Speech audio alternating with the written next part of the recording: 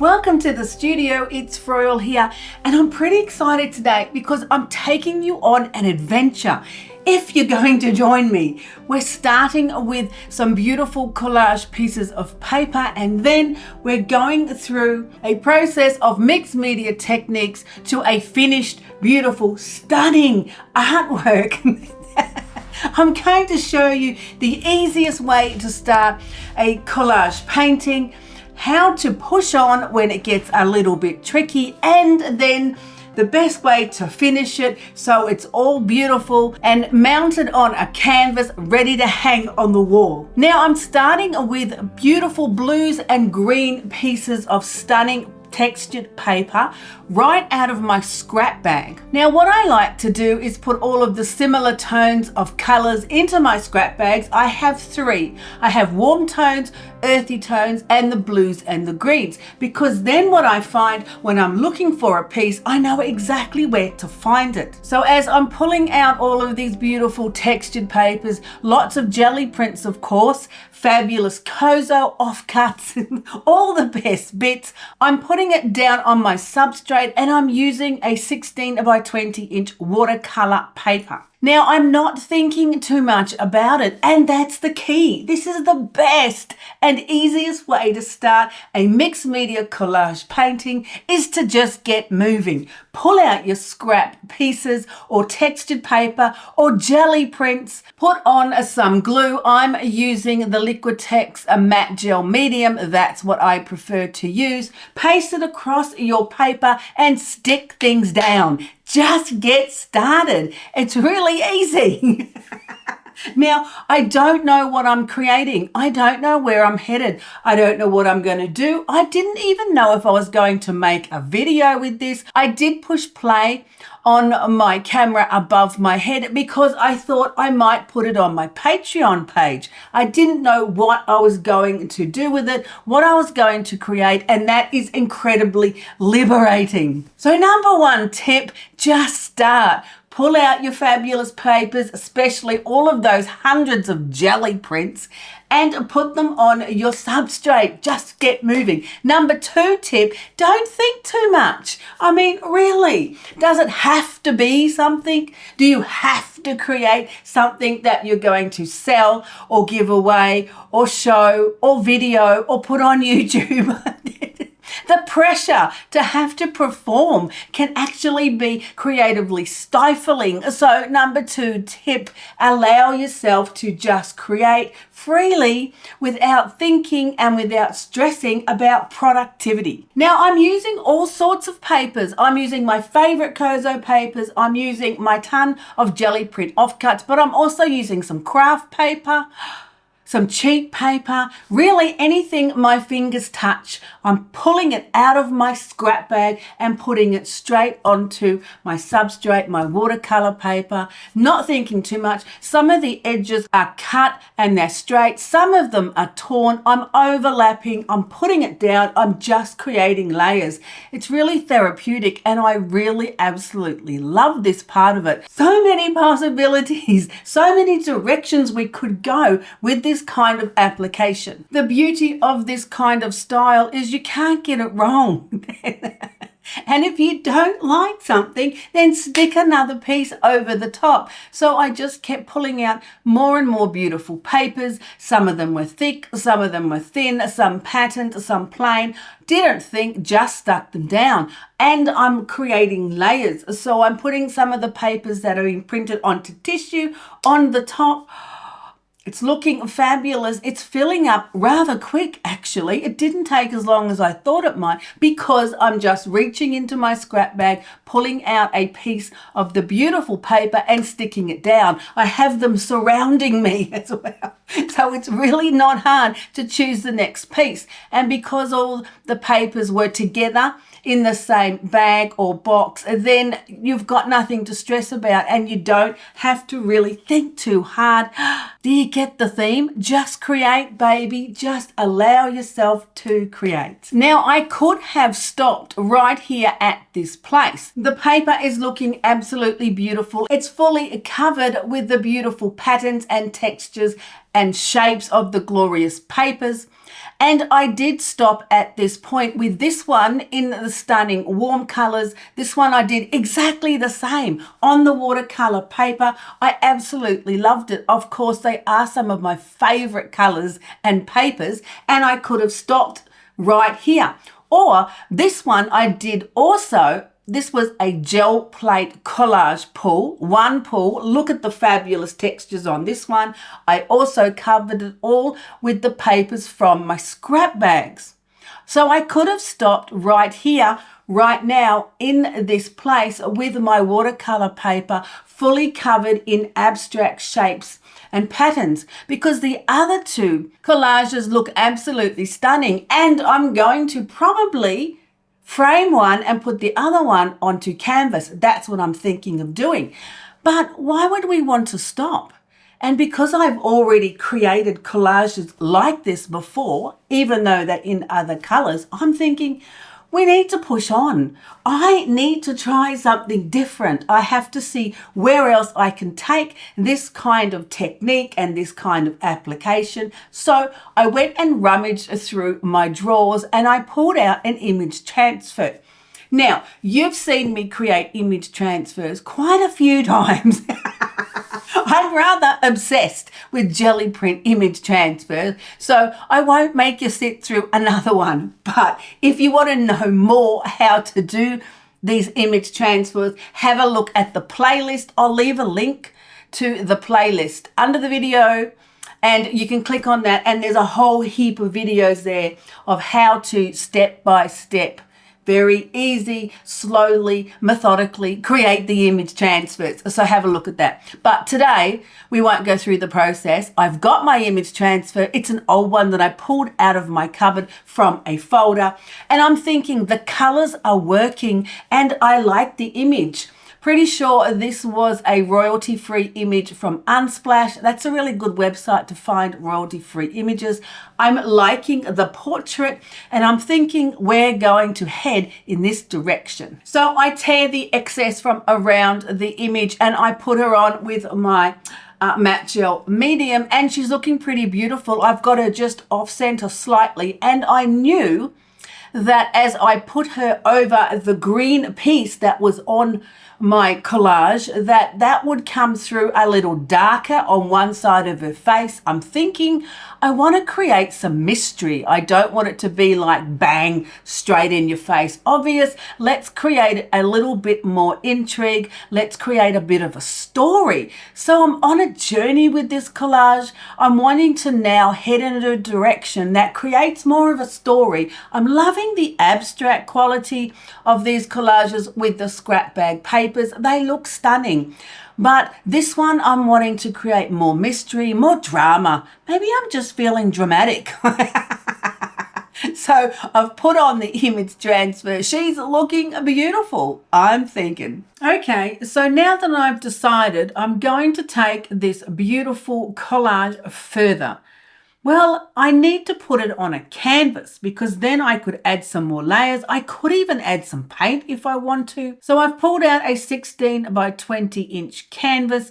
I'm covering it with the Liquitex matte gel medium. Now I like to put it on in a big puddle and then scrape it around the canvas with like a paint scraper, and then I'll go over it with a brush just to make sure all of the canvas has a good thick even coat of the matte medium. I like to be able to feel it in my hands with a brush. I don't know, man, I'm just so used to brushing it on that it just makes me feel like I've got more control about how much medium's over the surface, because you really want to give it a good coverage and you want to get it right to the edge of your canvas. So I put my fabulous collage that's on the watercolor paper on the top and then give it a good squish down. Then I decided I really want to make sure the edges are particularly glued well to the canvas, because I really hate when the collage peels up on the edges. So I'm turning it over and weighting it down with some of my favorite books.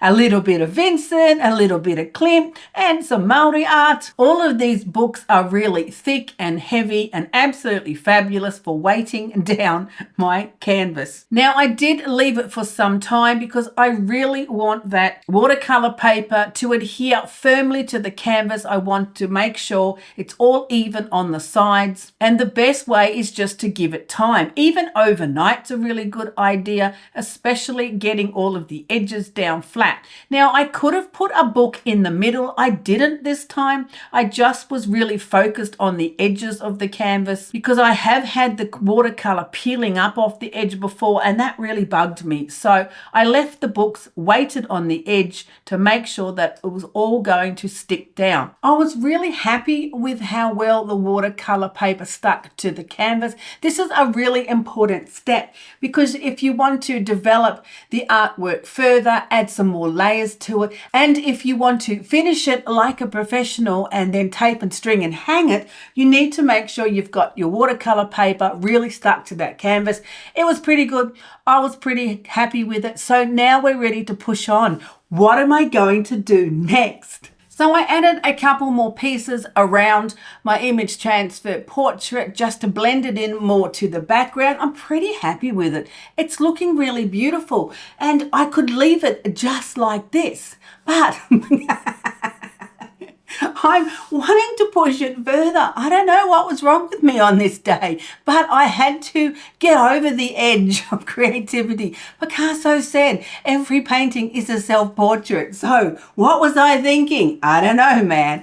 But here's where it goes a little crazy. Now, I do have a second channel, Froyle Art Fluid, where I create beautiful fluid paintings. They're absolutely stunning. I'm obsessed with abstract paintings with fluid paint. I love it. It's another obsession. I know, I have a few. So I've got some leftover paint sitting on my table. I'm thinking, what would happen if I tipped up this collage and poured some of my fluid paint across it? What would that be like? I don't know, man, but this was the decision that changed everything. Oh, number 3 tip, take a risk. Be adventurous. Push yourself further than where you've been before. If you want to create a better art, and I'm meaning a better art that you're happier with, then you have to take a risk. Take a step, try something. It might look terrible. It might all go to custard. It might not work at all, but you have to take the risk and take the step and try and do something you haven't done before and push your creativity further. So then I had to just try something completely different. I held the painting up vertical and poured paint down from the edge. I know, it was both terrifying and liberating. I'm over the edge now. I'm free falling down the side with hopefully a parachute. So I've poured some beautiful muted turquoise from the edge of the canvas down across the painting, and then I added some clear Liquitex pouring medium on the other side. Again, I'm wanting to cover half her face so she kind of remains in a bit of a mystery, kind of hidden. And I thought the way I poured the paint on could really accentuate this and make it a little bit more dramatic. Now, the paint does have a lot of Liquitex pouring medium and a little bit, tiny bit smudging of the acrylic ink, so it is quite transparent because I want to see my beautiful collage background coming through those drip marks, but I wanted that dramatic impact. I don't know, man, I was just feeling dramatic. That's all I can tell you. Why did I do it? I don't know. I just had to try and create something different. I'd already created collages using scrap bags, and we can't keep doing the same thing. There's so much more to learn. There's so many possibilities. There's so many experiments to try and so many mixed media techniques to really experiment with. You can't just do the same thing. So, what do you think? Now, the pouring medium on the left side's going to dry perfectly clear and the right side's going to have a tint of the turquoise. I think it's absolutely beautiful. And when it was dry, I stood it up in my studio against the wall and I was looking at it. Was I happy with it? What was I trying to say? What was I trying to create? I was like considering, thinking about the artwork, if I was happy, if I wanted to take it further, was I finished? Anyway, my mum comes along because she lives with me in the apartment and she looks at it and she goes, why is she getting stabbed with daggers? What do you mean daggers? She perceived it in her mind to be quite aggressive, I think. I don't know. She didn't like it at all. And that's okay. If you're creating something you haven't tried before, you're experimenting, you're pushing yourself beyond where you've been, it might not always turn out exactly how you thought, particularly if you don't know what you're wanting to create and someone else might not like it. But that's okay. I listened to what she had to say and I thought, maybe I could add some more collage to it. Maybe I could embed some of that poured drip section into the collage work as well. Maybe it's just a little bit too dramatic. So I added some more collage pieces and yes, I'm a lot happier with it. I like the way it's more integrated into the collage surface and I think the painting is really developing beautifully. So I put on a piece that has like a bronzy copper color to it. I love that pop against the turquoise and then I added some of the agura lace of the Kozo because that's so soft and when it dries, it dissolves and you just see that thready texture of the paper. It's absolutely gorgeous and I knew that this would soften that area and now I'm absolutely loving this. I love the way the painting has come together. I love the addition of the poured fluid paint with the collage. I like the mystery and the drama. What do you think? Did I go too far adding that combination of mediums? I finished up the sides by painting around them with a beautiful turquoise, muted turquoise, the Liquitex brand. It's a stunning color and I think it suits the painting really well. Now that this has perfectly dried, you can see the really glossy section of the pouring medium down there and the beautiful turquoise of the fluid paint. I think this collage section, after my mum's opinion, really contributes to the overall painting. I think I like it even better with this section on it. And I love the way you can just see her there. She's behind something. It is quite mysterious and very dramatic. And maybe that's just how I was feeling when I created the piece.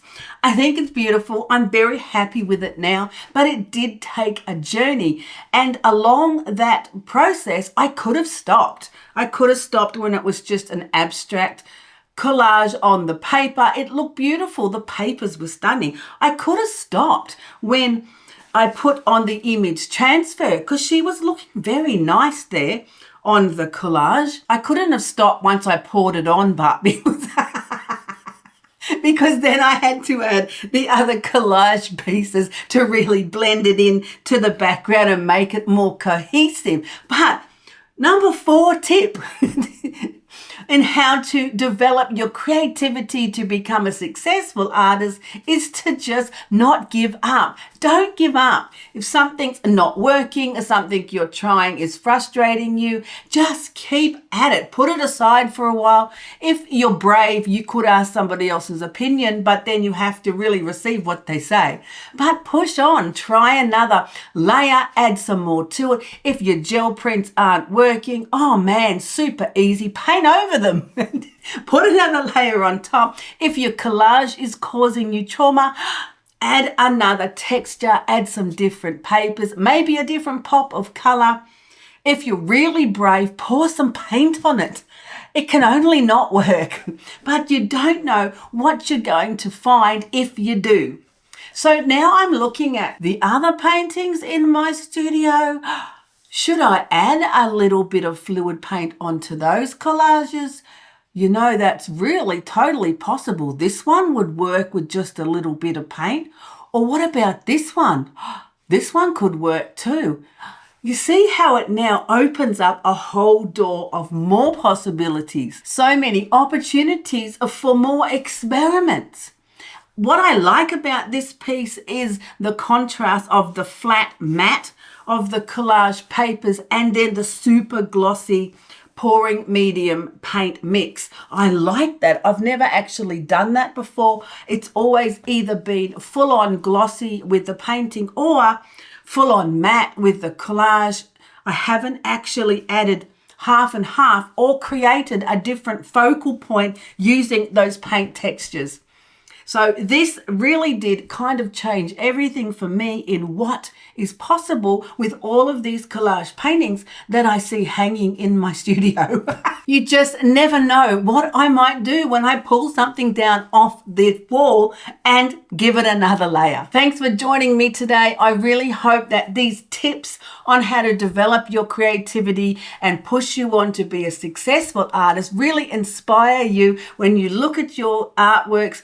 Take it to another level, head over that cliff, just jump and see where it takes you and where you go and the incredible creative artworks that you make. Now, I will leave the link to the image transfers playlist, and also you'll find more information in the description under the video. Don't forget the Kozo Studio discount code. What do you think about my beautiful collage painting? Leave me a comment if you like it. No, it's okay if you don't. It's been a whole lot of fun. I've learned so much about the techniques, but also about myself. So isn't that the whole point in creating art? It really is about our own personal expression, pushing our creativity further and seeing what amazing masterpieces we can create. So come back and join me again next time in the studio and let's see what we're creating.